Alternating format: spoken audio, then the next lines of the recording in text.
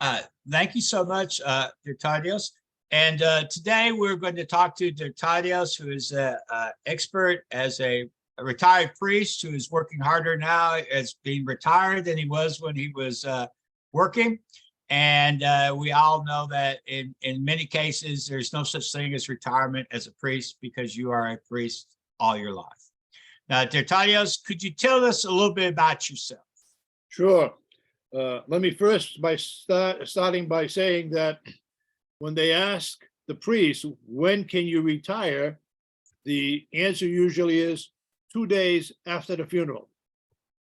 So, but thank you very much, Michael, for this opportunity to be with you and to speak with you. About myself, nothing special. I am the son of a survivor of the genocide. My mother's parents were survivors of the genocide. I grew up in Watertown, Massachusetts, which in the 30s, 40s, 50s was the heart of the Armenian community at the time. Growing up there, I had the opportunity to interact with many survivors of the genocide. We learned from them. There were many Armenians in Watertown in that small 4 square mile area of maybe 35, 40,000 people. Probably a third of us were Armenians. We walked to church. It took me 5 minutes to get to church. There were probably 400 or 500 families that were able to walk to church.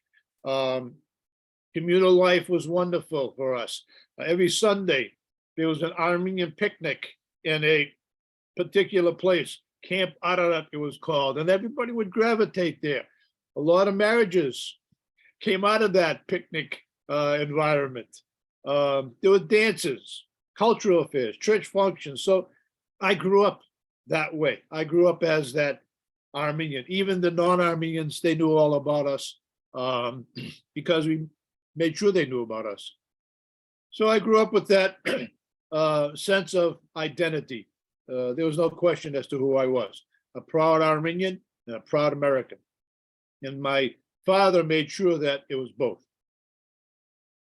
Okay, now, when you were talking about that, do you think that the same type of society exists today? No. I go back to the quotation from John F. Kennedy when he says, ask not what your country can do for you, ask what you can do for your country. I think today it's just the reverse. Right. We were a community. If somebody didn't have something, someone else would come in and provide it for them. We weren't pretentious because we couldn't be pretentious. My generation, we were all the children of survivors. Most of us were.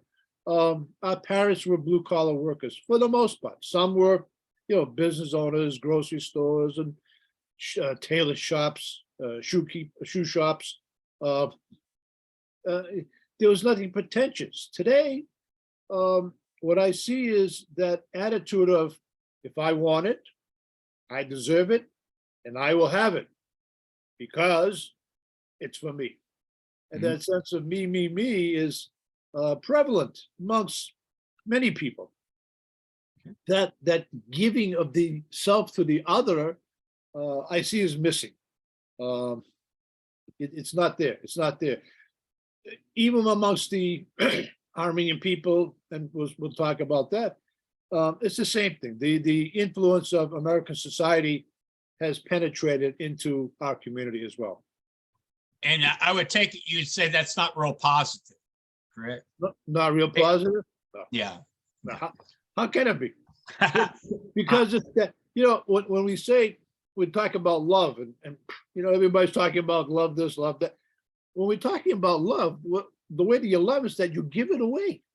Oh, yeah. Not that you get it. It's that in order to experience that love, it has to be given away. No one wants to give anything away. It's one directional. And because of that, we have the problems that we're having today. Okay. All right. My second question I'd like to ask you, tell us a little bit about the calling to become an Armenian priest, and also tell the people, because I know you have a lovely wife, and several people who may be Catholics are not familiar with the Eastern Church, the priest doesn't get to marry. So explain how your calling also affects your marriage during Okay. this period of time. I had that sense of calling that I felt at a young age. But you know, when you're 10, 12 years old, you want to be cool, especially, you know, during those times, the 60s. You didn't want to go around saying, I want to be a priest. No, that was the furthest thing from my mind that I wanted to do. But I was active in church. I served at the altar. I sang in the choir and so forth. That the religious aspect of the Armenian lifestyle was important to me. It wasn't until I was 30 years old. I was married. I had 2 kids. And something happened that really triggered it all. A very good friend, close personal friend of mine, Father Garabed Kochakyan, was ordained a priest back in 1976, if I'm not mistaken. And when a priest is ordained in the Armenian Church, he spends 40 days of seclusion. And he is there to study the sacraments and how to offer the sacraments, and now as the priest, because he's ordained as a priest. And he stayed with us in Watertown. When I say with us, I was the administrator at the time of the St. James Armenian Church Parish. And we had a very large facility, a cultural center there, classrooms and schools and so forth. And Father Garabed, where he was ordained during the summer, he stayed with us in one of the classrooms, and the pastor of the parish, Father Dajat Davidian, was his teacher and sponsor. And so we interacted more and more. We had known each other. And then he was to celebrate his first divine liturgy before coming out of his 40 days. And he celebrated in the church, in our church in Watertown. And Father Dajat served as a deacon. There was one other gentleman who served as a deacon, and I was the choir, the entire choir. There was no, it was just 4 of us. It was liturgy, but you know, it was just an intimate setting. During the liturgy, it was something special that was happening. And then the time came to receive Holy Communion. And of course, I received Holy Communion, and I was the first person to receive Holy Communion from this newly ordained priest. And something happened that triggered the whole series of events that were to take place. And that night I went home, and I remember talking with my wife, and I said, honey, I have a question to ask you. She says, what? I said, what would you say if I said to you, I want to become a priest?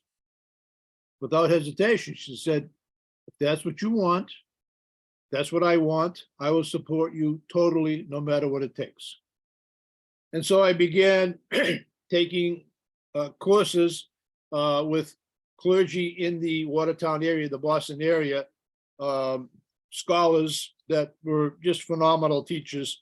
And then I went to St. Nessus, St. Vladimir Seminary in New York the following year, 1977, and my journey began. I was ordained a deacon in 1981, and then I was ordained a priest in 1984 after that. Okay, in the course of doing this, I know you've had a lot of experience in the mission field for the Armenian Church.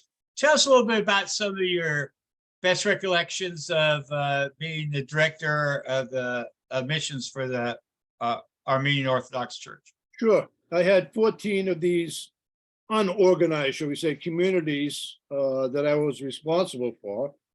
And most of these came about because of the situation that occurred in Azerbaijan with the expulsion of the Armenians from Baku primarily. Excuse me, being resettled in Armenia, and then from Armenia coming to this country. And they were brought here by various charitable organizations, Catholic Charities, World Church Services, and so forth. And they were settled in places where there basically weren't any Armenians. And we recognize the importance of bringing our people together and teaching them about who they are as Armenians. Growing up in Baku, or even in parts of the Soviet Union, they really didn't know much about their history, Oh, their yeah. faith, and so on and so forth.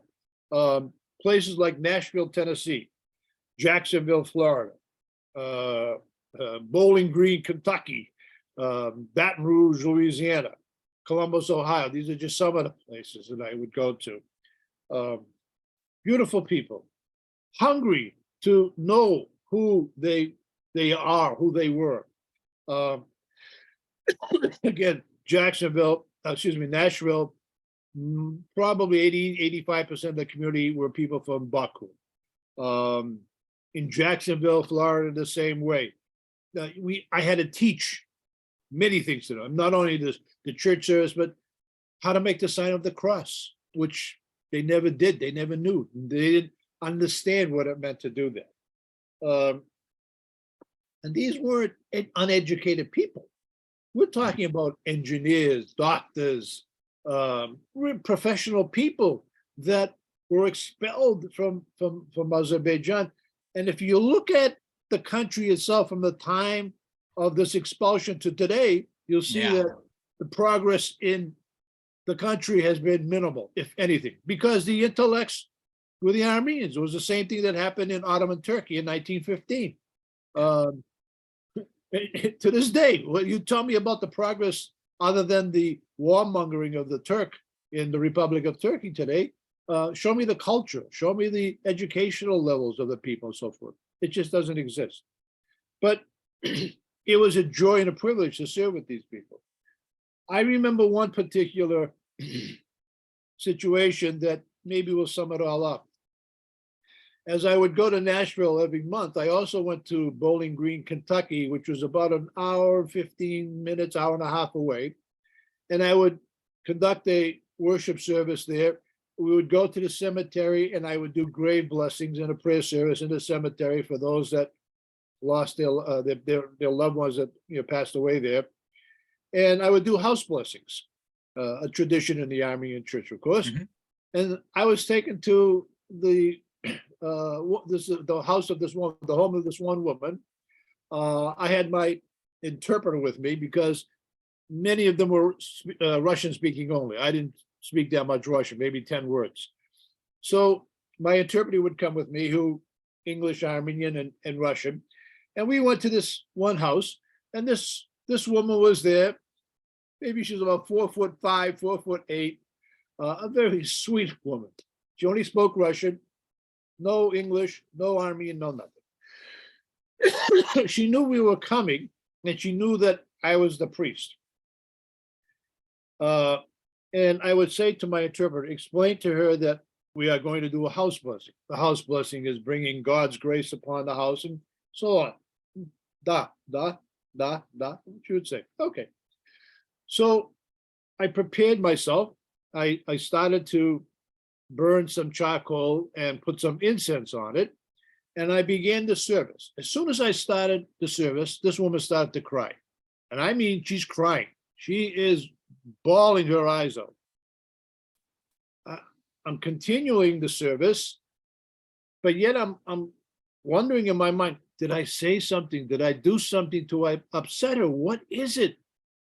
I continued the whole service and concluded the service. And as I ended, she dried her eyes and she calmed down a little bit and so forth. And I turned to my interpreter, please tell me, ask her, what was it that I did that made her so upset? And the woman said, no. I started to burn the incense. And when she began to smell that incense, to receive the fragrance of that incense, it brought her back to her childhood when her grandmother would take her to church in Baku. At that time, they were able to go to church. And it brought her back to that day. And she never forgot the smell of that incense. She hadn't smelled that fragrance since that time when she was a little girl. Wow. Now she's a woman in her, maybe she was 80 years old at the time. Wow. And now I started to cry. And I'm bawling my eyes out. We're hugging each other and we're, holding on to each other and so forth. It was one of the most moving experiences that I ever had when it came to the people in our mission parishes, especially those from Baku. It was always a privilege to be able to serve them. And I tell the story all the time, to have our people here understand what it is that they have in their hands. That privilege of being able to go to their church, to light a candle, to say a prayer, to smell the incense. Mhm. The incense, when we burn incense, we offer the psalm with us. May our incense, may the fragrance arise before you, O Lord, as a sweet smelling incense, as a sweet smelling fragrance.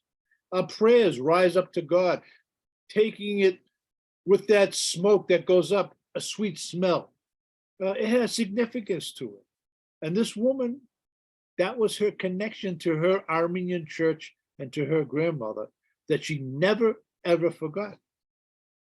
I would go to Baton Rouge, Louisiana. Never heard of Armenians in Baton Rouge, Louisiana, but we have about 45 families there and about 40 families that were also in New Orleans. The people there were different, though. They came from the Middle East mostly. They grew up in the church. They were mostly from Damascus, from Aleppo, Beirut. They grew up in the church. They knew the church. Right. So they came to this country and they settled here.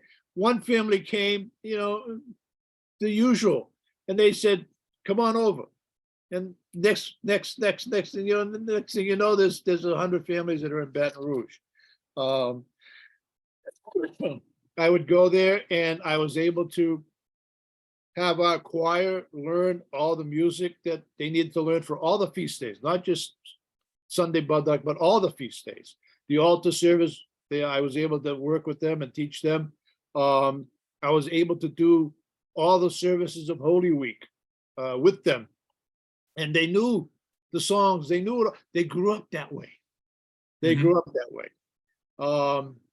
We had a bishop in our church, Archbishop Yereshe Gazidia, who was one of the most loved bishops of our church. He was the primate in London for many years, in England. He had parishes in parts of New Jersey and Worcester Road, Mass, and so on and so forth. And I would take him with me. He was retired. He was in his 80s. And I would tell him, "Sit, Bazan, I'm going to go to Baton Rouge. There are many people there that come from Damascus, where he was from." Mhm. He had studied in Tateos for the priesthood and so forth. He says, "I'd like to go someday." Okay, so I took him with me one time. And people, being really very respectful of who he was. He's an archbishop and whatnot. And he was a very down-to-earth person. And we were with this one particular family and the husband and wife. Now, the husband, I would call the patriarch of the community. He was, the organizer. He was the patriarch, a wonderful man. And his wife was talking with Sirbazan, and she was from Damascus. And she would say, "Sirbazan, tell me who you are, your family, and so forth." He tells her who his parents are, and she looks at him and he goes, "Mama, we lived across the street from each other." Now, because he went to seminary when he was 14 years old, she was telling him many stories that he never heard of about his parents because he was in the seminary. So that bond was made. And I took him back to maybe 3 times. And each time we would go back, it was like the king had come. I mean, they loved him so much because he was one of them. And they were one of his. Right. Zavagnetis, my children. Many of them are in their 80s, but they were still his children. And to see that happen, and by the way, they have a beautiful church in Baton Rouge. Mhm. They have a beautiful church down there. It was just a wonderful experience. In Columbus, Ohio, again, a beautiful mission parish. There are many people from Baku, but there were also a number of families. I think there were 4 or 5 families that we call Hamshe Armenians, that they have been Turkified, but they are Armenians, and they know they're Armenians. And I was asked to come to their house. I went to their house. I offered a house blessing for them. and they were trying to speak as much Armenian as they possibly could. They knew Turkish, they knew, mostly Turkish they could speak, but they knew some Armenian, and whatever they could speak, they would speak, and they were speaking it to me. And there was another woman, an elderly woman. She said, "Dad, I know a song, Yek Makidam." I said, "Okay." And she sat at the piano and she started singing and playing one of these Armenian songs, "Oh, Siron, Siron, oh, my love, my love." And she was so proud of the fact that she knew this song. Mm-hmm. Yeah, they were Turkified Right.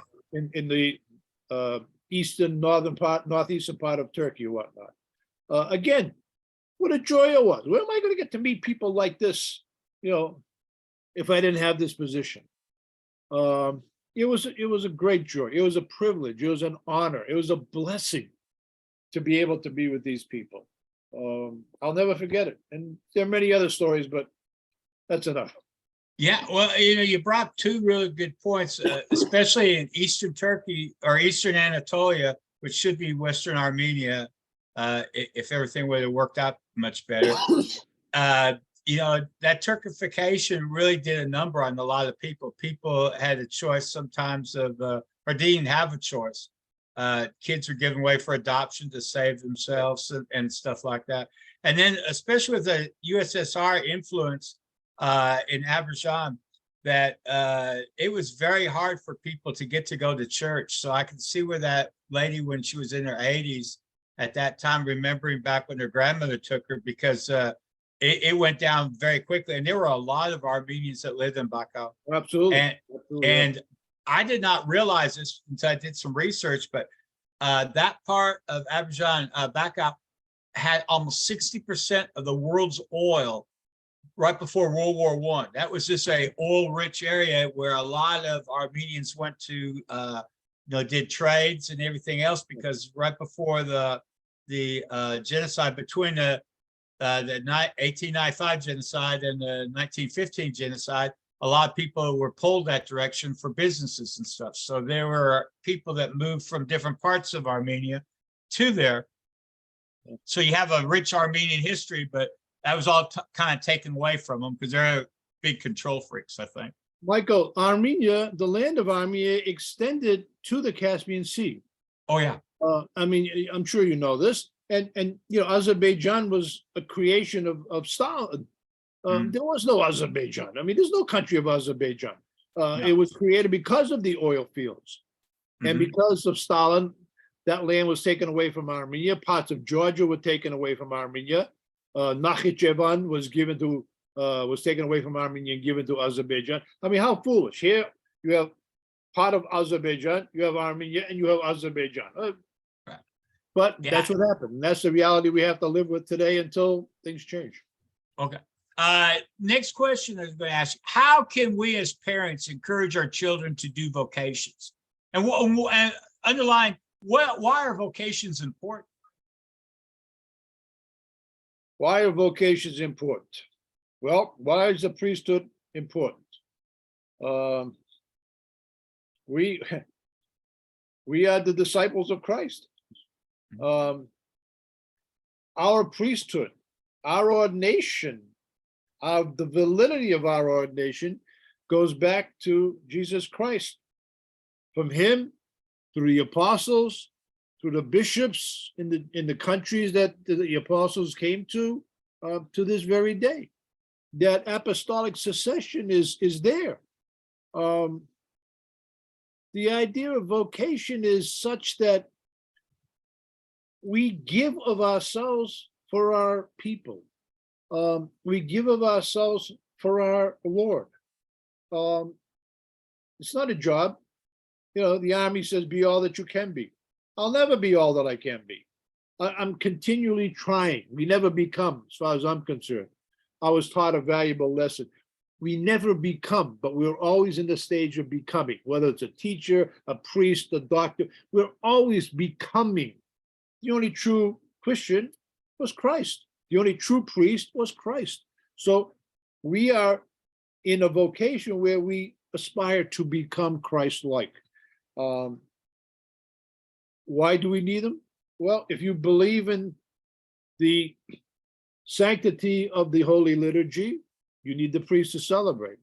If you believe in the sanctity of the sacraments, at the base of the sacrament, the foundation of every sacrament is Jesus Christ. Who is it that is to offer that sacrament, be it baptism or confirmation or marriage? It's the priest. Is it important that we have a priests that are, able to do this? I think so. Otherwise, if there are no priests, the church will just simply go away.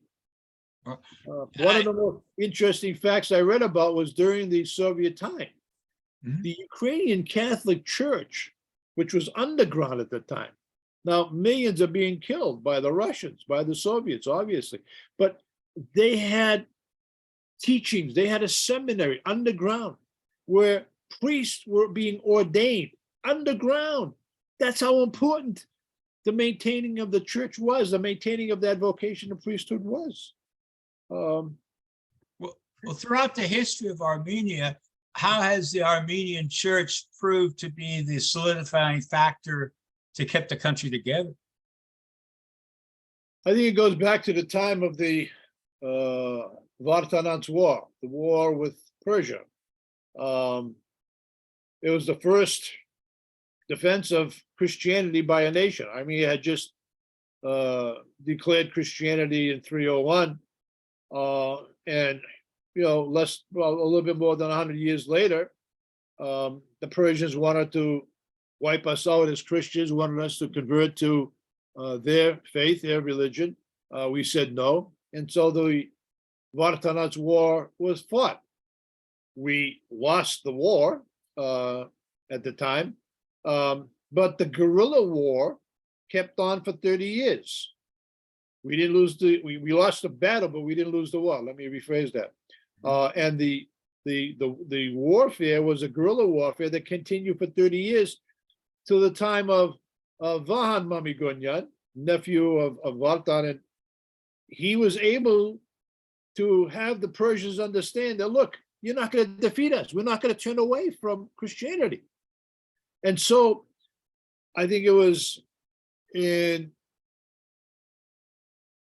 481, 484, where the Treaty of Navasat was signed, which gave religious freedom and tolerance to the Armenian people. Now, history books talk about the Magna Carta. Magna Carta came centuries later. This was the first document that preserved the religious freedom of the Armenian people, of any people in the world. How important is that to understand? How important is your faith? How important is what you believe in as a Christian, as an Armenian Christian? Well, I think it's faith that kept a lot of people through troubled times, like the different genocides and because today, do you think people have that same type of faith? Today, the way I see it is that people want their religion the same way they want their fast food. They pull up to the drive-in. They want their food hot, fast, cheap, and tasty. But religion isn't that way. Religion isn't that way. It's like wanting to have a good body. You want to have a good body, you have to sweat. It doesn't matter if you go to $1 million, health facility, or if you use your garage. Bottom line, you're going to sweat. You're going to diet. You're going to exercise, and you'll get a good body. Religion is the same way. Oh Lord, teach me. God says to you, I gave you brains. Open up the Bible and read. Attend services. Talk to me once in a while in prayer. You want to be a good Christian? You want to maintain that faith? That's what you have to do. Are people willing to do that today? Hot, fast, cheap, tasty. That's what we want, even in our religion. It doesn't work that way. It doesn't work that way. I don't think people have that sense of hope that Christianity brings to us. That sense of hope is missing. What is it that people truly hope for today? Yeah. Well, that's a good question. Do you think that Jesus established a way of life or a church or both? Oh, way of life. I mean, church came after us. I mean, Jesus Christ is the church. The people are the church. Right. Church is in a building. Church is the gathered faithful. Ecclesia, yegeretsi in Armenian. That's the church. That's what it means. Yegeretsi, which we refer to as church, means the gathered faithful, those that come together to worship Christ. It's us coming together to worship God, to receive Holy Communion, to receive Him, to receive salvation. You know, I listen to many preachers and people that are out there talking about God and salvation, and you hear this. When were you saved? Well, I tell people, understand something. You were saved 2,000 years ago on a Friday afternoon. When you came to the realization that you were saved, that's something different. That may be, 2 years ago, 10 years ago. But mankind was saved at the cross, at the empty tomb. So to say, well, I was saved in, April of 1987, you were saved 2,000 years ago. When you came and you were awoken to that, that's something different. I think you brought up a very excellent point, because some churches, especially in the Protestant faith, will say you have to be saved or whatever. But actually, you're taking the power away from Jesus and putting it onto yourself, where it should be directly, because Jesus is the only one who can do it. You cannot do it yourself. You know what I'm saying? You realize it, but it's already been done for you. I think we have been saved. change. I mean, this is what Holy Week will teach us. And so if you want to have an understanding of this idea of salvation, what you should do is to examine what we do during Holy Week, because it's that coming into Jerusalem on that Palm Sunday, but even the day before, the rising of Lazarus from the death on Saturday, and Sunday, Palm Sunday. Tuesday is the remembrance of the 10 maidens, the 5 foolish and the 5 wise. And it's a progression. Holy Thursday, the liturgy, the Last Supper that we conduct, the washing of the feet, that's that love that Christ showed, the humility that Christ showed for all of us, the passion, the crucifixion, the burial. All this is a journey for the individual to take with Christ that leads to the resurrection and the understanding of what salvation is all about. And when we don't do that, we cheat ourselves.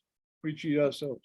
Okay, the other day I was listening to a podcast, and they were Armenian, but they were not necessarily in tune, I guess, with the idea, kind of more Russian oriented, I would say, as far as church going.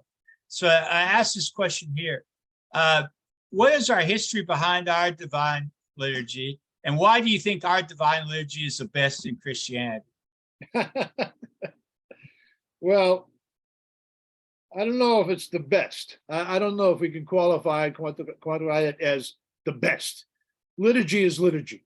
Right. It's the worship of God, the people coming together. And, some of the most meaningful liturgies that I've attended have been maybe with 6, 7 people. The one that I talked about with Father Garabin. You don't need 1,000 people in a huge cathedral with 40 voice choir and 20 people at the altar to have a good badarak. Like I said, liturgy means service in Greek. Excuse me. And the divine liturgy is what we do in service to God. A Christian partaking in divine liturgy, in the most proper sense, he's at God's service. If I am there at God's service and it's pleasing to God, and that's only I will know if God tells me, that's what it's all about. The word that we use is surpadarak, holy liturgy, holy sacrifice. It is a sacrifice. The people bring their gifts to be presented before the altar of God. The priest accepts those gifts and returns it to the people in the form of the body and blood of Christ. What is it that you're going to put in that you can say that, it was a good liturgy? If you come and you sit there and, you twiddle your thumbs, you look at your watch, you check your phone, everything, why bother? But if you are there and you are praying and you are listening to the words of the priest, you're listening to the singing of the choir, which most of what they're singing are all prayers. After one of the hymns that we sing after receiving communion, Kohanam Kended, we give thanks to you, O Lord. You understand what it means to give thanks? If you do, you participated in a liturgy. It's a beautiful liturgy. It's a good liturgy. It's a successful liturgy, however, whatever word you want to use to describe it. But it's the individual that makes the liturgy. That the gathered faithful, when we give the kiss of peace and we say Christ is amongst us, do you mean it? Do you feel it? Do you embrace that person and say those words with meaning from your heart? Or is it a formality? Because everybody else is doing, I got to do it too, and I'll probably mess up the words, so I'll just fake it. And it's like anything else, Michael. What you put into it. Right. What you put into it. If you want to get an education, you have to study. You want to be one who's knowledgeable about the divine liturgy and about the faith, you have to study. Open the Bible. Open the Badarat book on Monday through Saturday. Read the words that the priest says. Read the words that the choir are singing. And then worship when you go on a Sunday. That's a successful Badarat. Like I said, you don't need all the trappings of thousands of people and a big building and everything else. Faith. That sense of people coming together in faith, in belief. If you don't believe, why are you bothering? Okay, my last question is going to have two parts. Okay. First of all, Armenia has played an important part of history of the church. Could you please tell the viewers a little bit about the church and our history? And the second part is try to finish your comments a little bit about the importance of the church and getting through the genocide too. Okay. The second part, I didn't clearly understand what you were saying. Okay.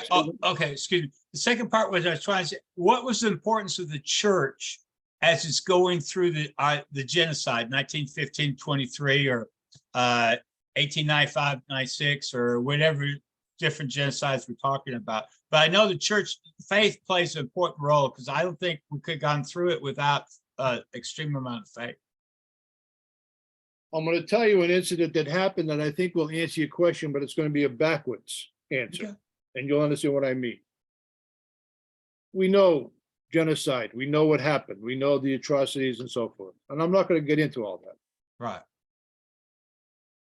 When I was a pastor in one of my parishes, I was told of a woman who was in a nursing home. And I said, I'll go visit her. And they said, well, she's very bitter. She's very angry at the world. She goes, I was told she went through the genocide. I said, okay, that's all right. I'd like to go visit. So I went and visited with this woman. And of course, our conversation was all in Armenian. Who are you? She's lying in her bed. And I told her who I was. What are you doing here? I came to see you, to meet you, to speak with you, and to pray with you. Pray? I don't believe in God. Go away. I said, okay, I'll go, but in a little while, tell me about yourself. What do you care? And it was like this, back and forth. Mm-hmm. And I would go visit her probably every 2 weeks. After a while, maybe after 2 months, hello, Mrs. So-and-so, how are you today? It was like that. Little by little, she told me the story. She witnessed her mother being hacked with an axe and chopped up and killed. And she said to me, how am I going to have faith after seeing that? Where was God? Now, mind you, every time I would leave, I would say a prayer for her. And while I'm saying a prayer for her, she would tell me, shut up. Why are you saying those words? There's nothing. There's no God, while I was praying for her. And so she asked me this question this time. I said to her, I don't have the answers of God. I'm not God. I said, but my faith teaches me that what we went through, God went through with us. He couldn't prevent it because, and I didn't want to get into this free will and all that stuff. Forget about that. He couldn't prevent it, but he was there with us, loving us, caring for us. Why did God let this happen to my mother, to our people? She went on and on and on. This would go on for a couple of more months until she softened up a little bit. And as I would walk into the room, hi, Deadhide. Hello, Deadhide. How are you, Deadhide? From what it was in the beginning. Get out of here. And so I would pray for her, and she didn't yell at me anymore.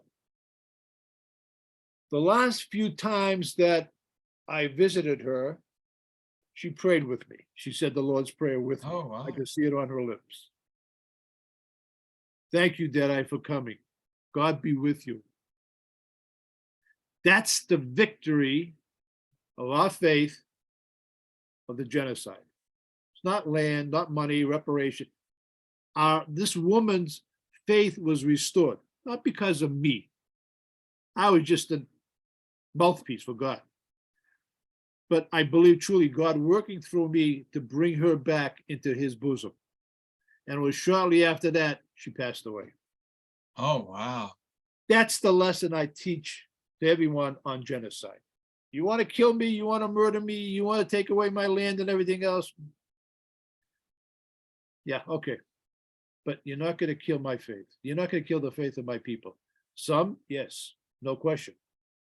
But this lady, a simple peasant woman, child, witnessing the murder of her mother, all her life being angry at God and the world and every person that came in contact with. You would mention her name.